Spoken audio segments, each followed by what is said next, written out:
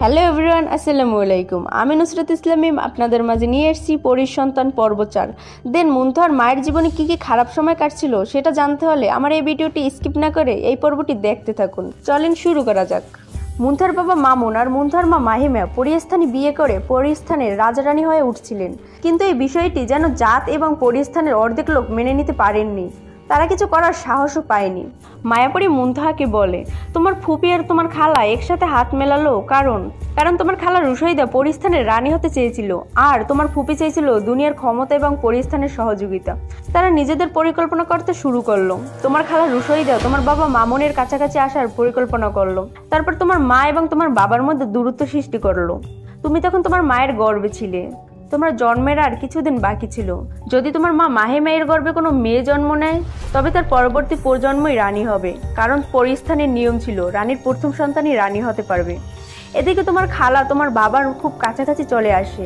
তোমার বাবা তোমার মায়ের প্রতি ভালোবাসা ভুলে গিয়ে তোমার খালা রুশাইদার প্রেমে পড়ে যায়, অথচ তোমার মা তার বোনের প্রতি অনেক বিশ্বাস ছিল। তোমার বাবা তোমার খালাকে পেতে মরিয়া হয়ে ওঠে। তারপর তোমার ফুপি, তোমার বাবা এবং তোমার খালা এই তিনজন মিলে তোমার মাকে পৃথিবীতে নিয়ে গিয়ে হত্যা করার পরিকল্পনা করে, কারণ সেখানে পরিস্থানের কেউ জানতে পারবে না। এরপর তারা পরিকল্পনা মতে তোমার মাকে পৃথিবীতে নিয়ে গেল। তোমার বাবা বলছিল, আমি কিছুদিন পৃথিবীতে থাকতে চাই। তোমার মা তোমার বাবার পাশে থাকতে রাজি হয়ে পৃথিবীতে এলো, কিন্তু সেই সময় তোমার জন্ম হয়ে যায়, ফলে তাদের পরিকল্পনা ব্যর্থ হয়। এরপর তোমার মা তোমাকে নিয়ে আবার পরিস্থানে ফিরে আসে। তখন তোমার খালা তোমার বাবার কাছে চলে যায়, কারণ সেও তোমার বাবাকে ভালোবাসতে শুরু করছিল। একদিন তোমার মা হঠাৎ তোমার বাবার কাছে গিয়ে দেখে তোমার বাবা আর তোমার খালা একে অপরকে জড়িয়ে ধরে শুয়ে আছে। এই দৃশ্য দেখে তোমার মা ভেঙে পড়ল। সে তখনই সিদ্ধান্ত নেয় তাদের শাস্তি দিতে পরিস্থানে ফিরে যাবে। কিন্তু তোমার বাবা এই কথা জানতে পেরে তোমার মাকে বন্দি করে ফেলে। পরে তোমার খালা রুশাইদা তোমার মাকে হত্যা করে। এই ঘটনা তোমার নানা নানি ছাড়া কেউ জানতেই পারেনি। এরপর তোমার নানা নানি তোমাকে নিয়ে পরিস্থান ছেড়ে চলে যায়, কারণ তারা জানতো তোমাকেও মেরে ফেলবে। কিন্তু পথে এক জিন তোমার নানার উপর আক্রমণ করে এবং তাকে মেরে ফেলে। তোমার নানি তোমাকে নিয়ে পালিয়ে যায় আর সবার থেকে তোমাকে লুকিয়ে রাখে। এদিকে তোমার খালা তোমার বাবাকে বিয়ে করে আর পরিস্থানের রানী হয়ে যায়, কিন্তু তোমার মায়ের প্রাসাদে থাকতে পারেনি, কারণ সেখানে তোমার নানির জাদু ছিল, যা তাকে প্রাসাদ থেকে দূরে সরিয়ে রাখে আর প্রাসাদকে সুরক্ষিত রাখে। তারপর থেকে পরিস্থানের সব নিয়ম বদলে যায়। তোমার খালা আর তোমার ফুপি খুব ভালো বন্ধু হয়ে যায়। তোমার খালা তোমার ফুপি সব কথা মেনে চলতে শুরু করে। একদিন তোমার ফুপি পৃথিবীতে এক মানুষের সঙ্গে বিয়ে করে। বিয়ের পরে সে পৃথিবীতেই থেকে যায় আর কখনো পরিস্থানে আসেনি। কিন্তু তোমার ফুপি আর তোমার খালার সম্পর্ক আজও ভালোই রয়েছে। মুনতাহা এই কথা শুনে মায়াপরীকে জিজ্ঞেস করে, আর আমার বাবা? মায়াপরী তখন বলে, তোমার বাবা তোমাকে খুঁজতে খুঁজতে কোথাও হারিয়ে গেছেন, কারণ পরে উনি বুঝেছিলেন যে তোমার মা আর তোমার সঙ্গে উনি যা করেছেন একদমই ভুল। উনি সেই ভুল শুধরে নিতে চেয়েছিলেন, কিন্তু তোমাকে কোথাও খুঁজে পাননি। আর খুঁজতে খুঁজতেই উনি কোথায় যেন হারিয়ে গেলেন। এরপর তিনি আর কখনো পরিস্থানে ফেরেননি, এমনকি কেউ তাকে খোঁজার চেষ্টাও করেনি। তোমার খালা তোমার বাবার কাছ থেকে একজন উত্তরাধিকার চেয়েছিলেন, যেটা তিনি পেয়ে গিয়েছিলেন, অর্থাৎ একজন রাজকুমারী। এরপর তিনি তোমার বাবাকে খোঁজার চেষ্টাও করেননি। এর সাথে সাথে পরিস্থানে মানুষের আসা যাওয়া আবারও বন্ধ হয়ে যায়। এখন শুধুমাত্র একটি দরজা দিয়ে কেউ আসে বা যেতে পারে, আর সেটা করতেও কোনো পরীর সাহায্য প্রয়োজন। মুনতাহা তখন মায়াপরীকে বলে, তার মানে আমার সৎ বোনও আছে, তাহলে সে কোথায়? মায়াপরী বলে, হ্যাঁ, সেও এখন অনেক বড় হয়ে গেছে। জোবান মুনতাহাকে বলে, এখন এটাও জিজ্ঞেস করো যে সে দেখতে কেমন। মুনতাহা জোবানকে বলে, চুপ করো। তারপর জোবান বলে, তোমার ফুপি কে বলো তো? মুনতাহা বলে, আমি কি কখনো তাকে দেখেছি যে আমি জানবো? তারপর জোবান বলে, তাহলে তার খোঁজও নাও, নিশ্চয়ই কোনো না কোনো যোগসূত্রে থাকবে। তারপর মায়াপরী বলে, হ্যাঁ, হতে পারে, তবে এখন কোথায় আছে সেটা আমি জানি না, কিন্তু তোমরা এখান থেকে এখনই চলে যাও। যদি রানীপরী রুশাইদা জানতে পারে তাহলে মুনতাহা বড় বিপদে পড়বে। এরপর মায়াপরীর কথায় জোবান আর মুনতাহা সেখান থেকে চলে যায়। মুনতাহার মা বাবা মিম এবং তানবীরের বাড়িতে ফিরে আসে। জোবান মুনতাহাকে বলে, তোমার কি মনে হয় তোমার ফুপির কোনো খোঁজখবর বের হবে? মুনতাহা বলে, তোমার কি আমার ফুপিকে ভালো লেগেছে? জোবান তারপর মুনতাহাকে বলে, না, আমার ভালো লেগেছে তোমাকে। জোবানের মুখ ফসকে কথা বেরিয়ে যায়। মুনতাহা বলে, কি? জোবান তারপর বলে, না মানে কিছু না, চল এবার আমরা বাড়ি যাই। মুনতাহা বলে, না, আমি এখানেই থাকবো। তারপর জোবান বলে, আবারও পাগলামি শুরু করলে? তোমার শত্রু তোমার সেই ফুপি, আর সেই রানী পরি চলে এলে? মুনতাহা বলে, আমি তো পরি, তাই না? জোবান বলে, হ্যাঁ, সেটা তো জানি, সব কিছু উল্টোপাল্টা করে দাও। তারপর মুনতাহা বলে, উহ, তোমার তাতে কি? জোভান বলে, হ্যাঁ, এখন তো আমার তাতে কি, এটাই বলবে। 1 মাস শেষ হতে এখনো 8 দিন বাকি। তারপর মুনতাহা বলে, এই 1 মাস কতদিন বদলে গেছে, তাই না? তারপর জোবান বলে, আমার পৃথিবীও বদলে গেছে। তারপর মুনতাহা বলে, মানে? জোবান মুনতাহার কাছে এগিয়ে যায় আর ভাবে, আজ মুনতাহাকে আমার মনের কথা বলেই দেব। জোবান মুনতাহাকে বলে, মুনতাহা, আমি তোমাকে ভালোবেসে ফেলছি। জোবানের এত কাছে আসা দেখে মুনতাহা লজ্জায় চুপ করে যায়। তারপর মুনতাহা বলে, তুমি একটু সরে দাঁড়াও। জোবান বলে, না, আগে আমাকে উত্তর দাও। মুনতাহা চুপ থাকে। তখন জোবান বলে, তুমি কি আমার জন্য কিছু অনুভব করো না? মুনতাহা চুপ থাকলেও মনে মনে সে জোবানকে পছন্দ করতে শুরু করে।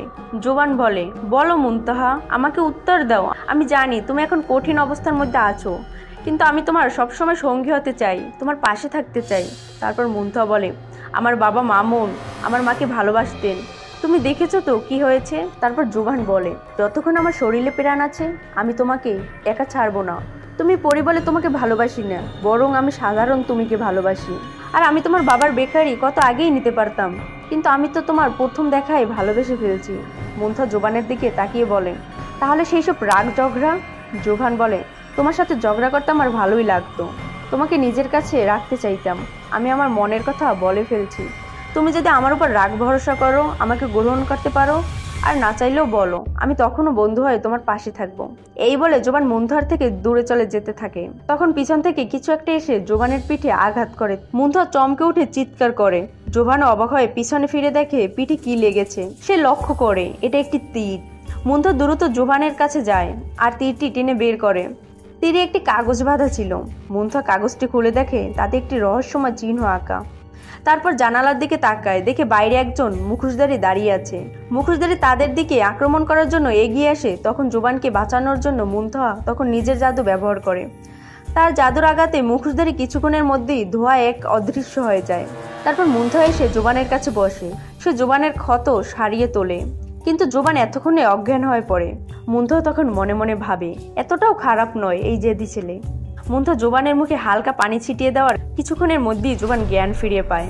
জোবান নিজেকে মুনতাহার কোলে শুয়ে থাকতে দেখে হাসতে থাকে আর বলে, কি ভাগ্য আমার, নিজের প্রেয়সীর কোলে মাথা রেখে শুয়ে আছি, এখন মৃত্যু হলেও কোনো আক্ষেপ নেই। জোবানের কথা শুনে মুনতাহা জোরে বলে ওঠে, তোমার কি অযথা কথা বলতেই হয়? জোবান বলে, কেন, তুমি ভয় পেয়ে গেলে? আমাকে হারানোর ভয়? মুনতাহা বলে, না, ভয় পেলেও কি আর বলি, আসলে তোমার খুনের দায় যদি আমার উপর এসে পড়ে তাই ভাবছিলাম। জোবান বলে, কি অদ্ভুত মেয়ে তুমি, এমন একজন হ্যান্ডসাম ছেলে যাকে স্বর্গের পরীরাও ভালোবেসে, আর সে কিনা তোমার জন্য পাগল হয়ে যাচ্ছে, আর তুমি? তারপর মুনতাহা বলে, ওহ তাই নাকি, স্বর্গের পরী বলতে কাকে বোঝাচ্ছ? তারপর জোবান বলে, তোমাকে। মুনতাহা বলে, তোমার সঙ্গে কি পারবে? তারপর জোবান বলে, বলো না আমি তোমাকে ভালোবাসি। মুনতাহা বলে, ওঠো এখন চলো। তারপর জোবান বলে, যতক্ষণ না পর্যন্ত তুমি আমার ভালোবাসা কবুল করবে আমি কিছুই খাবো না। তারপর মুনতাহা বলে, এটা কেমন জেদ তোমার?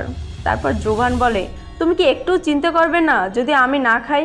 এরপর জোবান উঠে দাঁড়ানোর চেষ্টা করে আর মুনতাহাও তাকে তুলতে চায়, কিন্তু এভাবে চেষ্টা করার সময় দুজনেই হোঁচট খেয়ে পড়ে যায়। জোবান পড়ে যায় মুনতাহার উপর।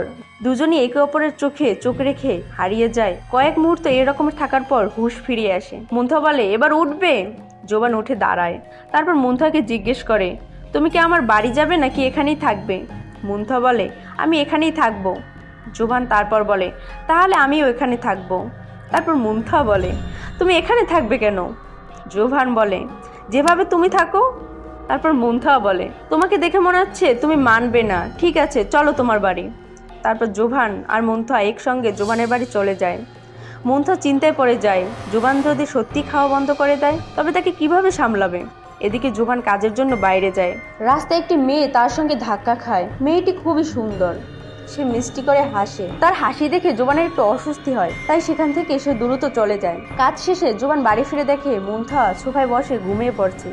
সে ধীরে ধীরে মুনতাহার কাছে যায় এবং অপলক দৃষ্টিতে তাকে দেখতে থাকে আর মনে মনে ভাবে, এত অল্প বয়সী মেয়েটা কত কষ্ট সইছে। ওর জীবনের এত বড় সত্যিটা হঠাৎ সামনে এসে যাওয়ার পরে ও স্বাভাবিক থাকার চেষ্টা করছে, সত্যি বলে খুব সাহসী।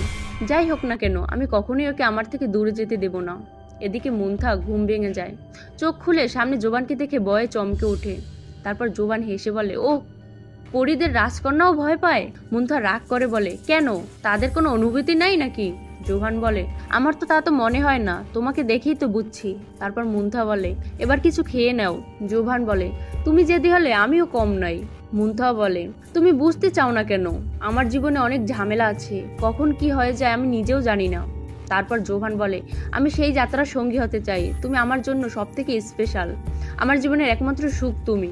মুনথা বলে, ঠিক আছে, তাহলে আমিও তোমার ইচ্ছার মালিক, আমি খাবো না। এই বলে জোভান চলে যায়। তারপর মুনথা বলে, আর আমি তোমাকে বিপদে ফেলতে চাই না। তারপর জোভান বলে, ঠিক আছে, তাহলে আমিও আমার ইচ্ছার মালিক, আমিও খাবো না। এই বলে জোভান চলে যায়। মুনথা তার পিছন পিছন যেতে চায়, কিন্তু একা তার ঘরে যাওয়ার সাহস হয় না। তারপর সাহস করে জোভানের ঘরে ঢুকে পড়ে। জোভান বিছানায় উপর হয়ে শুয়ে থাকে, আর ওই অবস্থাটা দেখে মুনথার খুব খারাপ লাগে। তারপর মুনথা বলে, দেখো, যদি তুমি না মানো তাহলে আমি জাদু করে তোমাকে খাওয়াতে বাধ্য করব। জোভান কোনো উত্তর দেয় না। মুনথা বলে, শোনো, উঠে বসো, জেদ ছাড়ো। জোভান বলে, বলছি তো, আমাকে কিছু শুনতে হবে না। মুনথা রাগ করে জোভানকে টেনে তুলতে চায়, কিন্তু এই টানাটানির মাঝে জোভান হঠাৎ মুনথাকে নিজের দিকে টেনে নেয়। মুনথা জোভানের উপর পড়ে যায়। ওর এত কাছাকাছি এসে অদ্ভুত একটা অনুভূতি হয়। মুনথা বলে, ছেড়ে দাও আমাকে। জোভান বলে, না, আগে বলো তুমি আমাকে ভালোবাসো। তারপর মুনথা বলে, এটা কি পাগলামি? জোভান বলে, বলো, না হলে আমি উঠবো না, খিদেতে মরে গেল। মুনথা রেগে যায় এবং চিৎকার করে বলে, ছেড়ে দাও আমাকে। তখনই জোভান মুনথাকে ছেড়ে দেয়। মুনথা দূরে সরে দাঁড়ায়, আর জোভান চোখ বন্ধ করে শুয়ে পড়ে। মুনথা এখন অসহায় বোধ করে, আর শেষমেশ হাল ছেড়ে দিয়ে কান্না শুরু করে। মুনথাকে কাঁদতে দেখে জোভান উঠে এসে তার পাশে বসে। জোভান বলে, সরি, প্লিজ কেঁদো না, আমি তোমার কান্না সহ্য করতে পারি না। ঠিক আছে, আমি খাবো, তুমি আমাকে ভালোবাসো না, কোনো সমস্যা নেই, আমি জোর করবো না, প্লিজ কেঁদো না, চলো এবার। জোভান মুনথার হাত ধরে তাকে তুলতে চায়। মুনথা উঠে এসে হঠাৎ জোভানের গলা জড়িয়ে ধরে। মুনথা বলে, আমি হার মানছি, আমিও তোমাকে খুব ভালোবাসি, কিন্তু তোমার কিছু হয়ে গেলে আমি সহ্য করতে পারবো না। মুনথার মুখে ভালোবাসার কথা শুনে জোভান মুচকি হেসে ওকে শক্ত করে জড়িয়ে ধরে। জোভান বলে, আমার কিছু হবে না, আর আমি তোমাকেও কোনো কিছু হতে দেব না, আমাদের সারা জীবন একসঙ্গে থাকতে হবে। মুনথা মাথা নেড়ে সম্মতি জানায় এবং জোভানকে জড়িয়ে ধরে। এদিকে জানালার বাইরে থেকে কেউ তাদের দেখছিল। তাদের এই কাছাকাছি আসা মেনে নেওয়ার মতো ছিল না, সেই অজানা চেহারার জন্য। ঠিক সেই মুহূর্তে ঘরের জানালার কাঁচ জোরে ভেঙে যায়। মুনথা আর জোভানের চমকে ওঠে। তারপর তারা ভাঙা জানালার দিকে ফিরিয়ে এদিক ওদিক তাকায়, কিন্তু কাউকে দেখতে পায় না। তবে মুনথার চোখে সেখানে পড়ে থাকা রক্তের উপর। মুনথা তখন জোভানকে বলে, এখানে কেউ ছিল। জোভান বলে, তুমি এটা কিভাবে জানলে? তারপর মুনথা বলে, দেখো, ওখানে রক্ত পড়ে আছে। তারপর জোভান বলে, হ্যাঁ, কিন্তু এখানে কেউ তো নেই। মুনথা বলে, এটা কোনো পরীর রক্ত বলে মনে হচ্ছে। তারপর জোভান মুনথার কথা শুনে হেসে বলে, এখন পরী আর মানুষের রক্তের মধ্যেও কি পার্থক্য আছে নাকি? তারপর মুনথা বলে, আমি নিজে পড়ি, তাই আমি জানি। তারপর জোভান বলে, তা সব বাদ দাও, তোমাকে জড়িয়ে ধরে থাকা কতটা ভালো লাগছিল, কিন্তু এই জানালার কারণে পুরো মুডটাই নষ্ট হয়ে গেল। এসো, আবার আমাকে হাক করো। তারপর মুনথা রাগ করে বলে, তুমি কখনো সিরিয়াস হতে পারো না? জোভান মুচকি হেসে বলে, চলো এখন দাদির কাছে যাই, উনি তোমাকে দেখে খুব খুশি হবে। জোভান মুনথার হাত ধরে দাদির কাছে নিয়ে যায়। দাদির কাছে গিয়ে পুরো ব্যাপারটা খুলে বলে। মুনথা লজ্জায় একটা কোণে চুপচাপ দাঁড়িয়ে আছে। দাদি মুনথাকে কাছে ডাকেন আর দুজনকেই জড়িয়ে ধরেন। দাদি বলে, 15 দিনের মধ্যে আমি তোমাদের বিয়ে দিয়ে দেবো। জোভান বলে, দাদি, 15 দিন কেন? কাল পরশুর মধ্যে প্ল্যান করা যায় না? দাদি বলে, আমার একমাত্র নাতির বিয়ে ধুমধাম করে আয়োজন করব না? তারপর জোভান বলে, সেটা তুমি আমার ছেলে মেয়েদের বিয়েতে কইরো, এখন তো আমাদের বিয়েটা করে দাও। এই কথা শুনে মুনথা রেগে গিয়ে জোভানের দিকে তাকায়। জোভান মুনথাকে চোখ টিপ মারে, আর মুনথা লজ্জায় মুখ ঘুরিয়ে নেয়। দাদি 8 দিনের মধ্যে বিয়ের জন্য রাজি হয়ে যান, কিন্তু এই সমস্ত কথা জোভানের সৎমা শুনে ফেলেন। সৎমা রেগে ঘরে ঢুকে পড়েন। তারপর সৎমা বলে, শেষে তুমিও ওর মতো মধ্যবিত্ত ঘরের মেয়েকে বিয়ে করতে চলছো? জোভান বলে, মুনথা মধ্যবিত্ত নয়, সে কোটি টাকার সম্পত্তির মালিক, আর ও কখনো কোনো নিজ কাজ করেননি, যেমনটা আপনি করছিলেন। মুনথা অনেক আগেই আমার মনের মধ্যে ছিল। তারপর সৎমা বলে, ও তো কি সম্পত্তি আছে ওর? জোভান বলে, 1 কোটি টাকার বেকারি, 50 লাখ টাকার বাড়ি, আর 50 লাখ টাকার জমি। এই তো আপনার স্ট্যান্ডার্ড চেয়েও বেশি, আর আপনার মতো ষড়যন্ত্র করে কাউকে পেতে চাইনি। এই কথায় তার সৎমা হতভম্ব হয়ে যান, আর জোভান মুনথার দিক তাকিয়ে মুচকি হেসে তার হাত ধরে। সৎমা জোভানকে বলে, চুপ করো জোভান। জোভানের সৎমা রেগে ফুলতে ফুলতে চলে যান। জোভান আর মুনথা তখন রুম থেকে বেরিয়ে আসে। মুনথা একা বসেছিল, সেটা দেখে জোভান মুনথাকে বলে, কি হলো, কি ভাবছো তুমি? তারপর মুনথা বলে, এটাই ভাবছি যে আমার ফুপি আর আমার বাবা মামুন কি হতে পারে। তারপর জোবান বলে, কেন তাদের সঙ্গে দেখা করে জড়িয়ে ধরতে মন চাইছে নাকি? তারপর মুনথা বলে, না, এটা সব একটা ষড়যন্ত্র, আর এই রহস্য উদ্ঘাটন করতে হবে। তারপর মুনথা আর জোবান আবার পরিস্থানে ফিরে যায়। সত্যি উদ্ঘাটনের জন্য প্রথমেই তারা রানীপরি রুসাইদা এর সামনে পড়ে। রানীপরি মুনথাকে বলে, আমি তোমার অপেক্ষায় ছিলাম, কোথায় চলে গিয়েছিলে তুমি? তারপর মুনথা বলে, আমার পৃথিবীতে, আমার মা বাবা মিম আর তানবীরের বাড়ি। রানীপরি কিছু বলার আগে একজন মেয়ে সেখানে এসে উপস্থিত হয়। তখন রানীপরি মুনথাকে বলে, এদিকে দেখো, এর সঙ্গে দেখা করো, এ তোমার বোন। মুনথা আর জোবান দুজনেই অবাক হয়ে যায়। জোবান মনে মনে ভাবে, এই মেয়েটাকে যেন কোথায় দেখেছি। তখন সেই মেয়ে জোবানের কাছে এসে তাকে জড়িয়ে ধরে। মুনথা জোবানের দিকে অবাক হয়ে তাকিয়ে থাকে। জোবান নিজেও হতবাক হয়ে যায়, কিন্তু মুনথাকে জ্বালানোর জন্য হাসতে শুরু করে। মুনথা রাগ চোখে নিয়ে জোবানের দিকে তাকিয়ে থাকে। এরপর রানীপরি মেয়েটাকে বলে, মুনথার সঙ্গে দেখা করবে না নীলিমা? মুনথার সৎ বোনের নাম নীলিমা। নীলিমা বলে, ওহ সরি, আমি ভেবেছিলাম উনি আমার দুলাভাই, তাই ওনার সঙ্গে আগে দেখা করলাম। জোবান নীলিমাকে বলে, ওহ শালি সাহেবা, কিন্তু আমি তো এখনো দুলাভাই হইনি। এটা শুনে নীলিমা তখন বলে, ওহ তার মানে এখনো আমাদের একটা সুযোগ থাকতে পারে। জোবান মুনথার দিকে তাকিয়ে নীলিমাকে বলে, না, এখন সেটা অসম্ভব। নীলিমা জোবানকে বলে, তাহলে দেরি হয়ে গেছে, সরি, আমি তো শুধু মজা করছিলাম। জোবান বলে, তবে একটা কথা, আমাদের কি আগে কোথাও দেখা হয়েছিল? নীলিমা জোবানকে বলে, হ্যাঁ, আমি আপনার সঙ্গে একবার ধাক্কা খেয়েছিলাম। জোবান বলে, ও হ্যাঁ, মনে পড়েছে। নীলিমা আর জোবানকে একসঙ্গে কথা বলতে দেখে মুনথার ভেতরে রাগ বাড়তে থাকে। এরপর নীলিমা মুনথাকে জড়িয়ে ধরে বলে, সরি সিস্টার। মুনথা বলে, কোনো ব্যাপার না। রানীপরি মুনথাকে বলে, এসো মা, তোমাকে কিছু দেখাতে চাই। রানীপরির প্রতি মুনথার রাগ থাকলেও সে কিছু বলতে পারে না, কারণ তার এখনো তার ফুপি সম্পর্কে জানা কিছু বাকি ছিল। মুনথা আর জোবান রানীপরির সঙ্গে চলে যান। এরপর রানীপরি মুনথার মা মাহিমা এর পেশাদে নিয়ে যায় তাদের। মুনথা রানীপরিকে জিজ্ঞেস করে, এখানে কেন এসেছি আমরা? জোবান চারদিকে থাকা ছবি দেখতে শুরু করে। একটি ছবিতে তার সৎমাকে দেখতে পায়। মুনথাও সেই ছবিগুলো দেখছিল। রানীপরি রুসাইদা মুনথাকে একটি ছবি দেখায়। ছবিটি দেখে মুনথা রানীপরির কাছে জানতে চায়, এটা কি আমার মা? রানীপরি তখন বলে, হ্যাঁ, এটা তোমার মা, আর এটা তোমার বাবা। মুনথা আবেগাপ্লুপ্ত হয়ে যায়, কিন্তু সেটা কারো সামনে প্রকাশ করে না। জোবান একটি ছবির দিকে আঙ্গুল দেখিয়ে বলে, এইটাকে?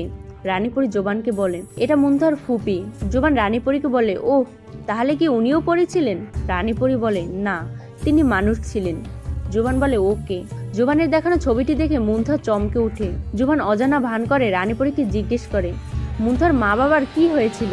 রানীপরি জানে না যে মুনথা আর জোবান সবকিছু জেনে ফেলছে, তাই সে সব মিথ্যা বলে। রানীপরি বলে, ওহ, কোনো শত্রু তাদের দুজনকে ধোকা দিয়ে মেরে ফেলছিল। রানীপরির এই মিথ্যা শুনে মুনথার রাগ ধরে যায়, কারণ সে জানে রানীপরি তার মাকে মেরে ফেলছিল। রানীপরি মুনথাকে বলে, কি হলো মা, কি ভাবছো? মুনথা রানীপরিকে বলে, কিছু না, আমি শুধু ভাবছিলাম আমার মা বাবা কার কি ক্ষতি করছিল যে তাদের এভাবে মারতে হলো। তখনই জোবান কথার মাঝে বলে উঠল, আর মুনথার ফুপির কি হলো? উনিও কি মারা গেছেন? রানীপরি জোবানকে বলে, না, তিনি আর আমাদের কাছে আসেননি। জোবান বলে, ও। রানীপরি বলে, চলো তোমরা দুজন খেতে বসো, পরিস্থানের পক্ষ থেকে আজ তোমাদের জন্য দাওয়াত রাখা হয়েছে। জোবান বলে, ও, পরিস্থানের দাওয়াত? নীলিমা বলে, হ্যাঁ, আসুন। নীলিমা জোবানের হাত ধরে তাকে নিয়ে যায়। মুনথাও তাদের পেছনে পেছনে যায়। জোবান মুনথাকে বলে, মুনথা, এখানে এসো, তোমার বোনের পাশে বসো। মুনথা বুঝতে পারে জোবান ইচ্ছে করেই তাকে জ্বালানোর চেষ্টা করছিল। জোবান মুনথার হাত ধরে তাকে নিজের পাশে বসিয়ে দেয়। এটা দেখে নীলিমার হিংসা হতে থাকে। এদিকে রানীপরি সবকিছু দেখে গম্ভীর চিন্তায় পড়ে। অতীতের স্মৃতিরা যেন তাকে আচ্ছন্ন করতেছিল। এরপর মুনথা এবং জোবান বাড়ি ফিরে আসে। হ্যালো এভরিওয়ান, জোবান এবং মুনথা বাড়ি ফিরে এসে কি করে সেগুলো জানতে চাইলে নেক্সট পর্বের জন্য অপেক্ষা থাকুন।